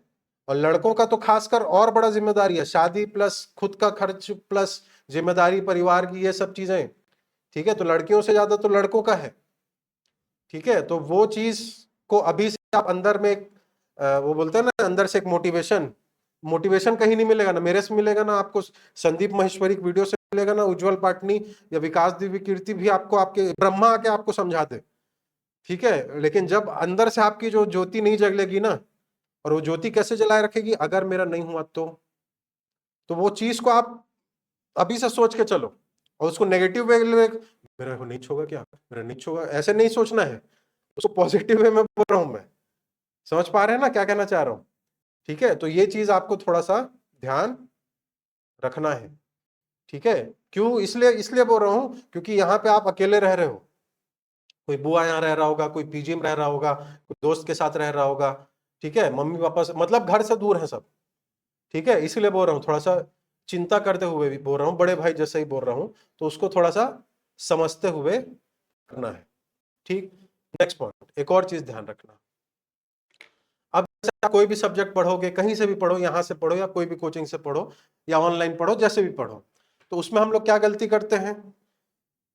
जैसे छत्तीसगढ़ सब्जेक्ट है, अपनी सब्जेक्ट की बात कर लेता हूँ, ठीक है? मैं नोट्स लिखवा रहा हूं, अब मैं जो नोट्स आपको लिखवाऊंगा वो आपको 4-5 बुक का पूरा सार रहेगा उसमें, ठीक है? पूरे 4-5 बुक का सार चीज उसमें पूरा मिक्सअप लिखवाऊंगा मैं, ठीक है? और हम लोग क्या गलती करते हैं, जैसे दोस्त यार हैं, अरे तेरे पास छत्तीसगढ़ की कौन सी बुक है? फलाना पब्लिकेशन की। अच्छा, अरे मेरे पास नहीं है यार। तो आपके पास भले एक बुक है छत्तीसगढ़ की, लेकिन आप क्या करोगे? दोस्त बोला है, इसी से फंसता है करके, होता है कई बार ऐसा, ठीक है? तो आप जाकर मार्केट से तुरंत वो बुक खरीद लिए, ठीक है? अब ना वो आपके पास जो बुक है ना आप उसको कंप्लीट कर पा रहे हो, ना वो कंप्लीट कर पा रहे हो, ठीक है? ना क्लास के नोट्स पढ़ पा रहे हो, ठीक? फिर कोई दूसरा बुक दोस्त आ गया, वो पूछे, अरे तेरे को पता है क्या, बाली और सुग्रीव का लड़ाई कहाँ हुआ था? छत्तीसगढ़ में, रामगढ़ की पहाड़ी में। अच्छा, कौन सी बुक में लिखा है? फलानी बुक में लिखा है। जाग चले गए वही पॉइंट के लिए, फिर फलानी बुक खरीद के आ गए, ठीक है? ऐसे में आपका क्या बनते जाएगा? हाँ, लाइब्रेरी बस बनते जाएगा ऐसे बुक्स का, एक एक सब्जेक्ट की आप 4-5 4 से लेके 6 बुक खरीद लोगे। घर बाहर वाले आ रहे हैं वो देखने, गेस्ट लोग, तो बाप रे बाबू बहुत पढ़ रहे हैं, ठीक है? बस वही लगेगा बहुत पढ़ा है, इतना सारा बुक रखा है करके, लेकिन वो बाबू जान रहा है कि कितना पढ़ा है, ठीक है? तो 10 एक सब्जेक्ट के 10 बुक को पढ़ने से अच्छा एक, हाँ, एक बुक को 10 बार पढ़ो, ठीक है? और बुक लेने का भी तरीका होता है, चाहे आप कोई भी सब्जेक्ट लें, ठीक है? अभी तो आपका स्टार्ट नहीं हुआ, सर लोग मैम लोग आप लोग बताएंगे कौन सी बुक लेना, या यहाँ से इतना नोट्स आपको मिल जाएगा कि बुक लेने की आवश्यकता भी नहीं पड़ेगी, लेकिन एक ना एक बुक आपके पास होना ही चाहिए, ठीक है? जैसे आप मान लीजिए करंट अफेयर की बुक, तो करंट अफेयर की बहुत सारी बुक्स है, अर्जुना है, ये है, वो है, फलाना ढिकाना, या बहुत सारा है, ठीक है। तो आप क्या करते हैं दोस्त, पहला आपका सबसे बड़ा गुरु तो वही है दोस्त, ठीक है। कौन सा पब्लिकेशन का ले रहे अभी, अरे उसी से फंसता है उसको ले, ठीक है। अब भाई देखो, मैं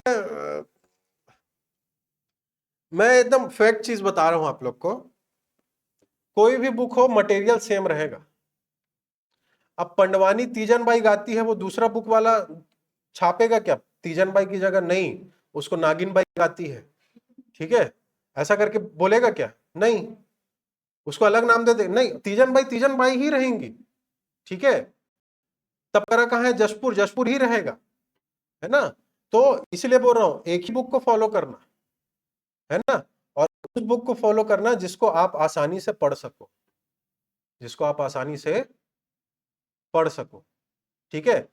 मार्केट में जाना, दो चार बुक को ऐसे देखना, बाकी बुक तो यहाँ से आप मिलेगा ही, इसके अलावा जो आपके मन में एक रहता है ना उथल पुथल की, एक ना एक तो होना चाहिए, उसके लिए बोल रहा हूँ। चार पांच बुक हिस्ट्री की देखना है और सब्जेक्ट की, अच्छा, फिर पढ़ के देखना, भाई बुक एक बार लेना है आपको, कपड़ा देखने जाते हो 10 बार देखते हो कि नहीं, कि एक ही बार खरीद के ले आ जाए, अरे चल ना देना यार, हटा, कौन सा है, दोस्त बोला यही जींस अच्छा ले ले, ऐसा होता है क्या, नहीं, कौन सा फिटिंग आ रहा है, कलर तो नहीं, रगड़ के देख दोगे वहीं पे, ठीक है, होता है ऐसा। तो बुक के लिए क्यों नहीं करते ऐसा, है ना। तो चार पांच बुक को देखना, जिसकी लैंग्वेज आपको सही लगे, शुरुआत से समझ में आ जाता है, ठीक है, उसी बुक को आपको लेना है ना। मत लीजिएगा 2 से 4 बुक किसी भी सब्जेक्ट की, मत लीजिएगा, अभी से बोल दे रहा हूं, ठीक है, क्योंकि बाद में मिलो या ना मिलो इसलिए बोल दे रहा हूं, ताकि आगे के लिए आप लोग ध्यान रखो, ठीक। तो ये छोटी छोटी चीजें हैं जो आपको थोड़ा सा ध्यान रखना है ना। और जिनके पास टाइम है, जिनके पास टाइम है प्रॉपर पढ़ने का, तो वो इतना तो निकालो भाई, शुरुआत में इतना निकालना ही पड़ेगा। आप बोलोगे सर 1 घंटा पढ़ने से हो जाएगा क्या, या 2 घंटा पढ़ने से हो जाएगा, कि नहीं होगा, कम से कम 3 से स्टार्ट करो, ठीक है। सिटिंग होनी चाहिए, सिटिंग समझते हैं, हाँ, कितने देर तक आप बैठ सकते हो, ठीक है, ये चीज, बाकी सब भी जरूरी है, दोस्त लोग से बात करना भी जरूरी है, थोड़ा फोन चलाना भी जरूरी है, लेकिन फर्स्ट प्रायोरिटी ये रहेगी आपकी। अगर ये फर्स्ट प्रायोरिटी नहीं रहती तो आप लोग यहाँ पे अभी नहीं रहते क्या जी, बड़ौदा बाजार नहीं रहते, ठीक है। चलिए, तो ये तो कंप्लीट हो गया, कला संस्कृति और प्रशासनिक तंत्र। भूगोल में सिंपल सामान्य जानकारी पूछी जाती है भूगोल में, कहां से निकला छत्तीसगढ़, कौन से स्टेट से निकला है जी, मध्य प्रदेश से, ठीक है। अब उसी का डिटेल पूछेगा, कितने जिलों से अलग होकर निकला, कितने विकास खंड, क्या है कैसा है ना। इसके अलावा और क्या पूछा जाता है भूगोल में, छत्तीसगढ़ की मिट्टियां, है ना, ऊपर में कौन, प्रशासनिक तंत्र, सबसे पहले प्राकृतिक विभाजन पूछा जाता है, क्या पूछा जाता है, प्राकृतिक विभाजन। तो छत्तीसगढ़ को कितने प्राकृतिक प्रदेशों में बांटा गया है, ये आपको मैप दिख रहा है, हाँ, तो छत्तीसगढ़ को मुख्य रूप से 4 प्राकृतिक प्रदेशों में बांटा गया है। 4 कौन कौन से हैं, तो ये जो एरिया दिख रहा है इतना, ये एक प्राकृतिक प्रदेश है, ठीक है। इसके बाद दूसरा ये वाला एरिया, तीसरा ये, और चौथा ये दंडकारण्य वाला क्षेत्र, ठीक है। इसमें आप कितने जिले आएंगे, कितने तहसील आएंगे, ये सब चीजें आपको डिटेल यहाँ पे पढ़ाया जाएगा, ठीक है।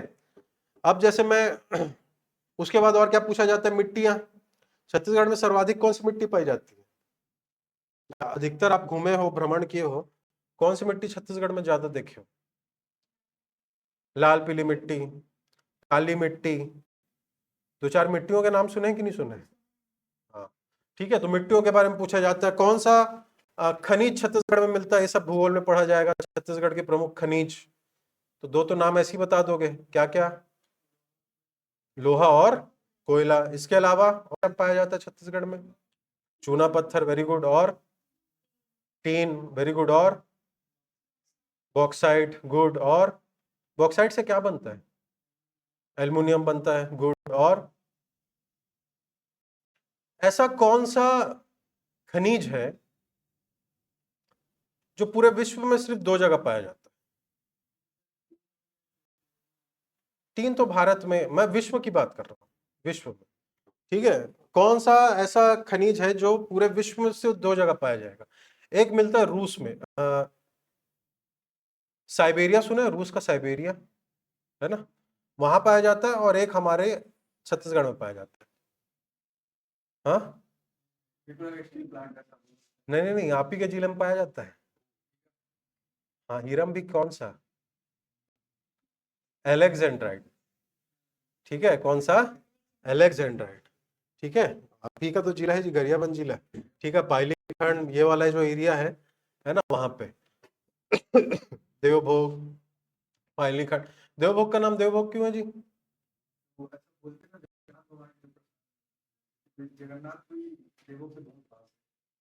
हाँ, ठीक है, देवभोग सुने हो? देवभोग गरियाबंद में जगह।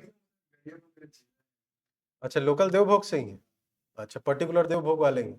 तो पहले क्या था, छत्तीसगढ़ उड़ीसा एक ही था। ठीक है, ये भूगोल में हम लोग पढ़ेंगे। ठीक है, कुछ क्षेत्र, पूरा का पूरा छत्तीसगढ़ और उड़ीसा एक नहीं था, कुछ भाग आते थे, कालाहांडी है ना, संबलपुर वाले भाग छत्तीसगढ़ के अंतर्गत आते थे।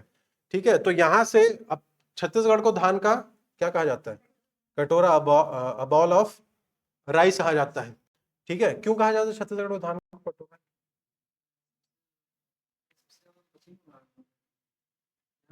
ज्यादा मात्रा मतलब एरिया वाइज ज्यादा। छत्तीसगढ़ को धान का कटोरा क्यों कहा जाता है? तो इसलिए नहीं कहा जाता कि छत्तीसगढ़ में धान ज्यादा होता है ना। अगर पूरे भारत से कंपैरिजन करें तो सबसे ज्यादा धान या चावल कहाँ होता है? बंगाल में होता है, पश्चिम बंगाल में होता है। लेकिन छत्तीसगढ़ को धान का कटोरा क्यों कहा जाता है? तो इसके 2 रीजन है। इसके 2 रीजन है। क्या 2 रीजन है?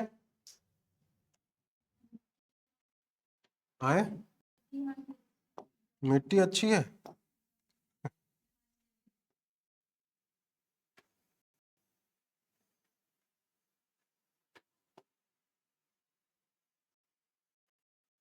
थोड़ा बहुत दिख रहा है छत्तीसगढ़ जैसे। अब अब जैसे इनका एरिया सरगुजा वाला, वहां पे धान होता है, अब धान लगाते हैं। लेकिन बाकी कैसा एरिया है, मतलब प्लेन एरिया की पहाड़ी एरिया सरगुजा संभाग? हाँ, सीढ़ी नुमा खेती होती है वहां पे, पहाड़ी एरिया है। ठीक है, बस्तर की भी अगर बात करें तो बस्तर में मुख्य रूप से चावल होता है क्या? होता है कुछ एरिया में, लेकिन मुख्य रूप से कोदो कुटकी, मोटे अनाज होते हैं वहां पे। और एरिया कैसा है? पहाड़ी है वो भी। ठीक है, ये एरिया भी कैसा है? पहाड़ी एरिया है। इधर पूरा पर्वत पहाड़, इधर भी पहाड़ पर्वत पठार है ना, सामरी पाट, जसपुर सामरी पाट, ये पाट वाट सब प्रदेश है इधर। ठीक है, मेन धान कहाँ होता है? छत्तीसगढ़ के बीच भाग में होता है। ठीक है, इधर आप देखोगे, लेकिन बीच भाग में भी देखोगे तो एक कवर्धा वाला जो एरिया है, यहाँ पे मैकल पर्वत सुने होगे, मैकल, मैकल पर्वत श्रेणी। ठीक है, इधर आप देखोगे तो ये धारी डोंगर, आरी डोंगर, ये सब बालोद। इधर आप धमतरी साइड देखोगे तो सिहावा पर्वत श्रेणी है। ठीक है, इधर आप देखोगे कहाँ, रायगढ़ साइड, कौन सा पर्वत है जी रायगढ़ साइड? है नहीं पता? जांजगीर, चलो उतना दूर नहीं जाते, जांजगीर चांपा, दलहा पहाड़ सुने हो? जांजगीर चांपा, हाँ। कबरा पहाड़ सुने हो रायगढ़? नहीं सुना हो? ठीक है, वो सब इधर पाया जाएगा। ठीक, इधर आप जाओगे तो छुरी उदयपुर की पहाड़ियां। तो बीच का जो क्षेत्र है हमारा, बलौदा बाजार, ठीक है, जांजगीर चांपा, दुर्ग, रायपुर, यहां पे मुख्य रूप से क्या होता है? धान ज्यादा होता है। ठीक है, और कटोरा देखो, कटोरा कैसे होता है? कटोरा गोल होता है, चारों तरफ से उठा रहता है, बीच का क्षेत्र समतल रहता है। तो ये एरिया वैसी है, चारों तरफ से उठा है, पहाड़ों से घिरा है, बीच का क्षेत्र समतल है, और समतल मतलब प्लेन है। ठीक है, और यहीं पे ज्यादा क्या हो रहा है? धान हो रहा है। तो कटोरा नुमा आकृति है ये, इसी को पंखाकार आकृति भी बोल देते हैं कई जगह। ठीक है, तो इसीलिए इसे क्या कहा जाता है? धान का कटोरा। लेकिन ये पहला रीजन है, भौगोलिक पृष्ठभूमि से। अब दूसरा, और क्यों कहा जाता है धान का कटोरा छत्तीसगढ़ को? तो सिंपल अगर किसी को पूछो तो यही बोलेगा छत्तीसगढ़ में धान ज्यादा होता है। धान छत्तीसगढ़ में ज्यादा है, लेकिन छत्तीसगढ़ के परिप्रेक्ष्य से।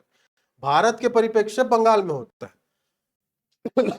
तो छत्तीसगढ़ को क्यों बोलते हैं धान का कटोरा? क्यों? क्योंकि छत्तीसगढ़ में धान की किस्में ज्यादा है। किस्में समझते हैं? प्रजातियां, टाइप्स। ठीक है, कितनी है? 1300 है। फिर भी कितनी कितनी हो सकती है अंदाजन? 1100-1200 के आसपास। 1300 बोले तो एक नीचे बता दिए 11, एक ऊपर बता 12। ठीक है, नहीं पर फिर भी कितना आपको कितना लगता है? 1100 नहीं होगा? कम होगा, ज्यादा होगा? कम होगा। चलो नहीं, कितना होगा है? फिर भी 700-800 होगा। 3-4 हजार होगा। ऐसा बोली लग रहा है, यहाँ पे बढ़ाते जा रहे हैं। फिर भी 3-4 हजार कि 1200-1300 कि 700-800, कुछ तो बोलो, कुछ तो आंसर होना चाहिए, भले गलत। 1200-1300, ठीक है, 1200-1300 लग रहा है। आप 3000 बोले। ऐसा कुछ पढ़ा था, याद आ 3000 के आसपास।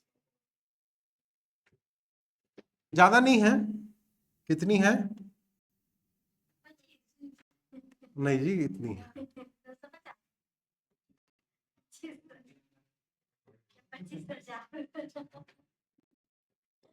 25,000 से अधिक। कितनी? हाँ, धान की किस्में छत्तीसगढ़ में कहाँ से? 3,000 25,000, कितना डिफरेंस है? अच्छा, अभी हाँ, लगता है। अब देखो, पूरा जिंदगी भर खाएंगे, एक दिन तो मतलब अलग अलग वैरायटी चावल खा सकते हैं। ठीक है, तो कितने हैं अब समझ में आया? छत्तीसगढ़ में धान का कटोरा क्यों? क्योंकि किस्में ज्यादा है। क्या है? किस्में ज्यादा। और दूसरा, भौगोलिक पृष्ठभूमि जो है, जो ज्योग्राफिकल एरिया है, वो वैसा है कटोरा जैसे। और बीच का क्षेत्र समतल। समतल बोले तो वहां पे क्या होता है? धान ज्यादा होता है। ठीक है, और दूसरा किस्में ज्यादा है। धान तो पश्चिम बंगाल में ज्यादा है उत्पादन के हिसाब से, प्रोडक्शन के हिसाब से, लेकिन टाइप्स में हमारा ज्यादा है। सोचो कितना कितना होता है। ठीक है, हाँ। पंजाब हो गया, पंजाब में तो और ज्यादा समतल जमा है, एक एक किसान का 500-700-1000 एकड़ का वहाँ धान के लिए, वहाँ गेहूं की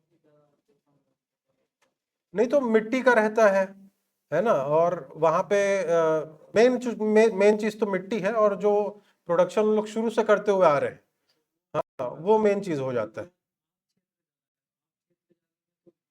हाँ, है ना? सप्त सिंधु प्रदेश अपना वो वाला क्षेत्र।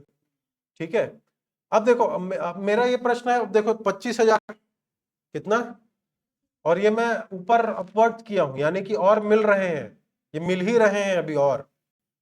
अब सोचो कि ये इतना कैसे हो सकता है? सर हम लोग तो सरना, दुबराज और क्या क्या होता है, बासमती, HMT, यही सब जान रहे हैं। ठीक है, इस पर रिसर्च किए थे डॉक्टर R.H. रिछारिया जी। ये वैज्ञानिक का नाम मत भूलना। एक साहित्यकार का नाम याद रखवाया था आप लोग को। कौन? विनोद कुमार शुक्ल, वो मत भूलना। और एक कृषि वैज्ञानिक डॉक्टर R.H. रिछारिया, इनका नाम मत भूलना। हाँ, छत्तीसगढ़ के हैं, कृषि वैज्ञानिक है। हमारा जो कृषि विश्वविद्यालय है ना, कौन सा? हाँ, इंदिरा गांधी कृषि विश्वविद्यालय, वहीं से। अच्छा, आप तो बायोटेक्नोलॉजी। तो क्या बता रहा था, हाँ, वहां के ये कृषि वैज्ञानिक थे। तो उन्होंने स्टडी किया और बताया कि इतने हैं, है ना? और मिल रहा है। तो बहुत पहले उन्होंने किया था, अब तो और बहुत ज्यादा से मिल रहे हैं। शायद अब तो 28-28 हो गए, ना मैं कंफर्म नहीं हूं, लेकिन इतना तो है ही है। अब हाँ, अब यहाँ पे क्या बता रहा था? अब ये इतनी क्यों है? क्या हो सकता है, क्या रीजन है इतना? बाकी अदर स्टेट्स में ऐसा नहीं है, ना पंजाब में है, ना बंगाल में है, छत्तीसगढ़ में इतना क्यों? एकदम के कई रूप होते हैं। वो तो फिर अलग स्टेट में भी मिल जाएगा। हाँ, बासमती के कितने सारे अलग अलग आते हैं। इसका एक रीजन है हमारा पर्व। हमारा पर्व, छत्तीसगढ़ का एक पर्व है, इसी से रिलेटेड है। कौन सा पर्व है? इससे रिलेटेड है। क्या टॉपिक पढ़ रहे हैं? धान धान धान धान बोल रहा हूँ ना, छेरछेरा, वेरी गुड। कौन सा पर्व? छेरछेरा पर्व। छेरछेरा माई कोठी के धान ला हेर हेरा, ठीक है। अरन बरन कोदो करन, जब्भे देबे तब्बे टरन, ठीक है। बहुत याद है दिमाग में। तो अभी भी चल देना चाहिए, क्या दिक्कत? हाँ, मैं भी रहता हूँ, मैं भी चल देता हूँ, मांग लो, उसमें क्या है। नहीं देखो, कल्चर को ना हम लोग जब तक नहीं बचाएंगे ना, नहीं बचने वाला है। ये लास्ट पीढ़ी है मान के चलो, इसके बाद वाले सब पबजी वाले हैं। हम लोग की जो पीढ़ी है ना, वो इधर भी देखी है, इधर भी देखी है, दोनों साइड देखी है, ठीक है। तो वो जो बचाने का जो काम करेगा ना, वो हम लोग, अगर हमारी मेंटेलिटी यहाँ पे चेंज हो गई, तो फिर आगे कोई कल्चर, कहीं का कल्चर, चाहे वो छत्तीसगढ़ का हो, चाहे पूरा भारत का हो, बचेगा ही नहीं वो, ठीक है। तो ये हमारी पहली जिम्मेदारी तो यही है। अब मैं ये बोल रहा था, धान के पीछे छेड़छाड़ एक मेन रीजन है, ठीक है। क्यों? क्योंकि जब धान मांगने जाते हैं तो एक घर का धान दूसरे दूसरे तीसरे तीसरे चौथे, तो ऐसे करते करते करते करते करते करते ये एक जगह का धान दूसरी जगह गया, दूसरे से तीसरे, आदान प्रदान होने लगा, ठीक है। तो ये फैल गया पूरा छत्तीसगढ़ में, ठीक है। एक जगह सीमित होके नहीं रहा ये, ठीक है। एक प्रजाति दूसरी प्रजाति उपजी, दूसरी से तीसरी उपजी, तीसरी से चौथी, है ना। और फिर नई जगह आई, नया मिट्टी आया, फिर दूसरा एक धान उपजा। समझ पा रहे हो? तो उसके पीछे एक पर्व का मेन है, कौन सा? छेरछेरा पर्व। और ये रीजन मैं नहीं दे रहा हूं, जिन्होंने स्टडी किया वही दिए। कौन? Doctor R.H. रिछारिया जी। याद रहेगा। तो छत्तीसगढ़ को धान का कटोरा, अब देखो एक लाइन का है, छत्तीसगढ़ को धान का कटोरा कहते हैं, रट लो, समझाने में कितना टाइम लग गया, है ना। तो ये टाइम टेकिंग रहेगा ही आपका, लेकिन पढ़ना, बताया, कोचिंग एक बार करनी है, अच्छे से करनी है, ठीक है, लेकिन पुनरावृत्ति करना है बार बार, ठीक। तो ये चीज आपको याद रखना है। दूसरा और क्या पूछा जाता है? हाँ, छेरछेरा पर्व कब से स्टार्ट हुआ है, किसी को पता है? छेरछेरा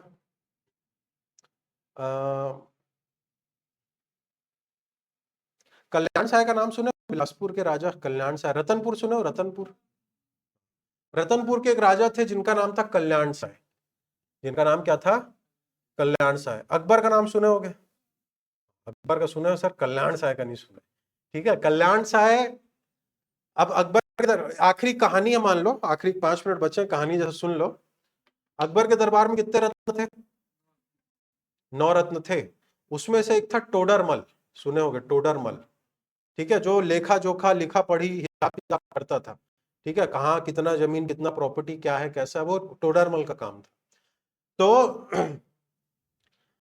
टोडरमल के पास से जानकारी मिलती है कि दूर कहीं दक्षिण कोसल का राजा, दक्षिण कोसल मतलब हमारा छत्तीसगढ़, यहाँ का एक राजा है कल्याण साय। उसने टैक्स कलेक्शन का, यानी कि राजस्व की जमाबंदी प्रणाली लागू की है। जमाबंदी प्रणाली मतलब अपने राज्य से किस तरह से कर वसूला जाए ज्यादा से ज्यादा, और लोगों को उस पर बर्डन भी ना पड़े, इस तरह का मतलब अच्छे से उन्होंने टैक्सेशन सिस्टम लागू कराया था। किसने? कल्याण साय ने, अपने राज्य में, यानी दक्षिण कोसल में। अब एक खबर किसको पहुंची? टोडरमल को। किसको पहुंची? टोडरमल। और टोडरमल जाके बता किसको? अकबर को। अकबर को बताते हैं एक राजा है, वो अपने अच्छा किया है, सुनते हैं, तो मैं तेरे क्यों रखा हूं रे, ऐसा करके अकबर उसको बोलते हैं, तू तो सबसे बड़ा था करके तेरे को बनाया हूं, ठीक है। तो टोडरमल को सिखाने के लिए अकबर अपने बेटे, अकबर के बेटे का नाम क्या है? सुरेंद्र, सलीम मतलब जहांगीर, हाँ, ठीक है, जहांगीर। तो जहांगीर को बोलते हैं क्या कि वो कल्याण साहब को लाओ तो करके, ठीक है। और कल्याण जहांगीर, अकबर जहांगीर को बोला, और जहांगीर अपने बेटे को बोलता है परवेज को, ठीक है, कि जाओ कल्याण साहब को लाओ करके, ठीक है। तो परवेज आता है, कल्याण साहब को ले जाते हैं कहाँ? अकबर के दरबार में, ठीक है। तो ये बुक में आप पढ़ोगे या कभी ना कभी सुने होंगे कि अकबर के दरबार में कल्याण साय 18 सालों तक कैद थे करके। तो कैद वैद नहीं थे। अब इतिहासकार लोग कहाँ ये बताएंगे कि छत्तीसगढ़ का एक राजा टोडरमल को, यानी अकबर को जाके सिखाया है राजस्व की जमाबंदी प्रणाली। तो इतिहासकार लोग क्या लिख देते हैं, बड़े बड़े इतिहासकार, छत्तीसगढ़ वो छोटा है पिछड़ा, वो थोड़ी जाके सिखाएगा। तो इतिहासकार लोग लिख देते हैं कि अकबर के दरबार में कल्याण साय कैद थे, कैद नहीं थे, वो सिस्टम सिखा रहे थे। और इतना गधा था टोडरमल की, तो कितना टाइम लग गया, 18 साल, क्योंकि पूरा बहुत बड़ा राज्य था ना, बहुत बड़ा देश था, बहुत बड़े साम्राज्य पे उसका वो था, तो हर जगह का पूरा बारीकी से वो निरीक्षण करते हुए देखे। ठीक है, अब 18 साल के बाद जब वापस आते हैं कौन, कल्याण साय, तो उनकी जितनी भी रानियां थी सब खुश हो गई, अरे बाप रे आ गए हमारे राजा करके। तो उन्होंने पूरा धन धान्य खोल दिया, पूरा सोना बांटने लगे, चांदी बांटने लगे जनता में। अब जनता भी खुश, इतने साल बाद हमारा राजा आया है, तो जनता के पास सोना चांदी तो नहीं था, ठीक है, क्या था, हाँ चावल। ठीक है, तो उन लोग चावल बांटने लगे, तब से वो परंपरा चालू हुई, कौन सी, छिरा पर्व, याद रहेगा, क्या चीज, सन 11वीं शताब्दी। ठीक है, तो क्या बता रहा था, कल्याण साय की कथा से ये छेरछेरा पर्व हमारा शुरू हुआ है। ठीक है, 11वीं से 12वीं शताब्दी में ये चालू हुआ है। ठीक है, 11 से 12 सेंचुरी के बीच से, जो कि अभी तक ये हमारी परंपरा चलते आ रही है। ठीक है, तो बाकी की चर्चा आगे करेंगे।